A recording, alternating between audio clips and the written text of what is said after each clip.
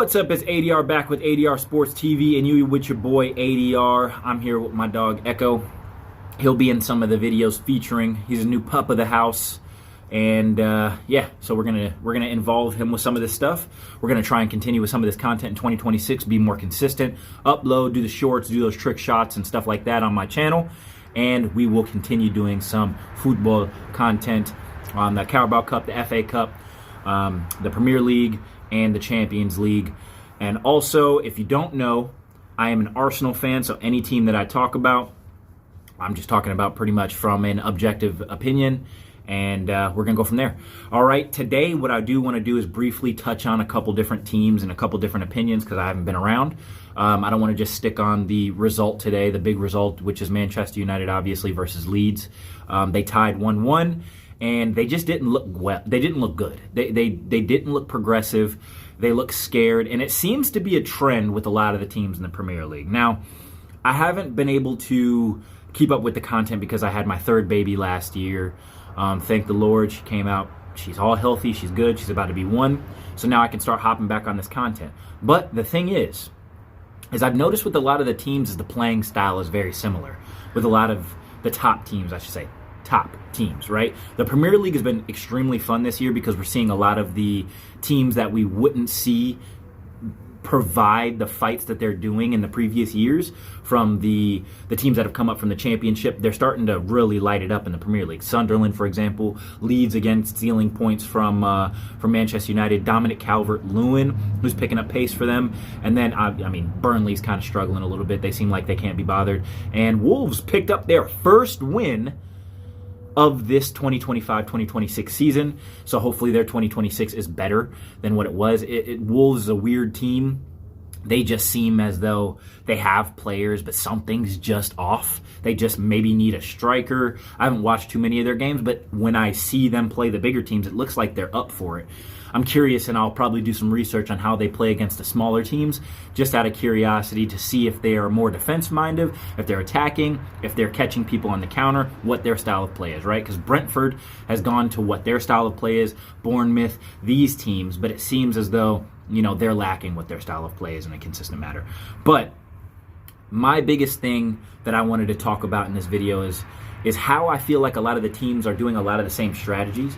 When you watch their formations and the way that they're playing, their playing style, it seems like so much of it is risk averse. And, this could be me just, doing the nostalgia thing. And I'm not crazy old. I was born in 96, so I'm 29. But it just seemed like there was so many more players that were willing to take risks. And not only the players, because I feel like the players would still take risks, but the managers, man. It's insane to me the level of a number 10, a number 7, and a number 11 were some of your most defining players on the pitch. It's okay. Some of your most defining players on the pitch. You give them the ball on the wing with space and time, and they're able to create things. They're looking for through balls. They're looking for threading the passes through the needle, right? Now it seems as though teams are only doing that if they're up 1 or they're in a comfortable position, right? In a league table, or they feel like they have the ability to take the risks. When in actuality, you should probably take those risks sooner in the game than later. Now, obviously, you need to be cautious of where you're taking these risks and things like this. But the problem that I'm seeing is it's starting from the back. It's going to the center backs, out wide, back in the middle, back to the wings. The winger, if he's not able to cut in on his weak or on his strong foot, if they're on the right hand side, they'll cut in on their left and whip in that ball. And that's something I don't know how else to tell you guys. I despise that ball. As a striker, I hate that ball. And I played on the wing as well. I never played that ball ever. Like I never thought, okay, let me just cut back to the outside and whip it towards the keeper. Because I understand if that ball is with pace and it's done accurately, it is a dangerous ball.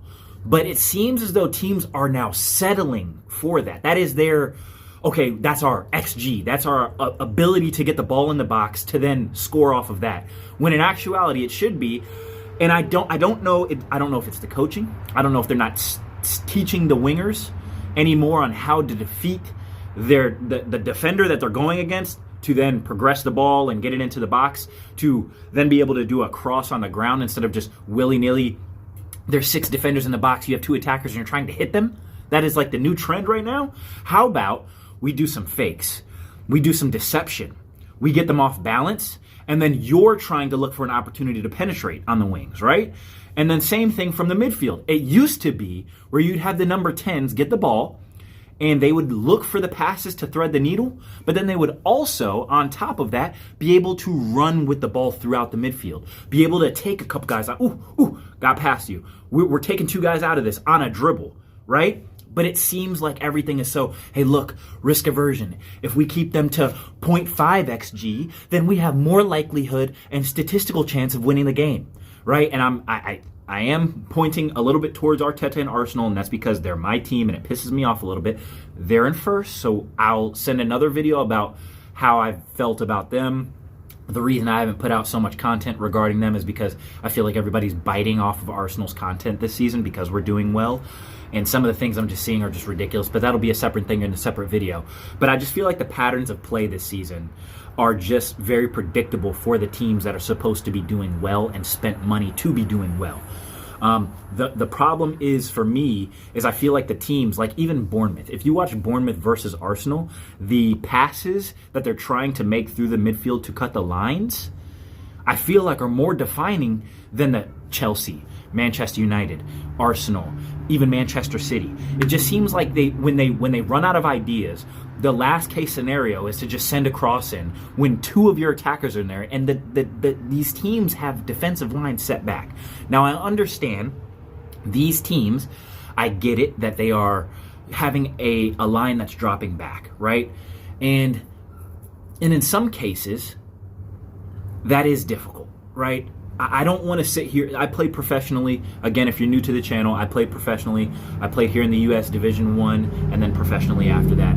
The problem is that's defensive line doesn't mean we don't play football anymore. It means that we have to start being more creative in what we're doing. Scoop passes ain't gonna do it. We need to have more intricate play. We need to have more people moving into the spaces and creating triangles. And I feel like a lot of these teams' movement is so stagnant now. It's non-existent because what they're doing is they're moving and they're moving into a space, and that's it. If they don't get the ball, they're staying in that space. Wingers are staying wide. Midfielders are coming in. Sometimes the backs are inverting, and then you'll see a left or a right back will invert, heading closer to the goal than the actual outside winger or outside attacker is. So why is the winger or attacker, who's most likely able to finish better than the outside back that's inverting from these top tier teams, why is he more centrally involved towards the goal? It makes no sense. What, you trying to get involved in the video? It makes no sense to me, though. It really doesn't. And the reason that I don't like it is because, if, for example, if Gusto or Reece James is playing right back for Chelsea, right? And he scoots in and he's getting closer to their striker, who, let's be honest, Chelsea striker between Delap and João Pedro have really fallen off.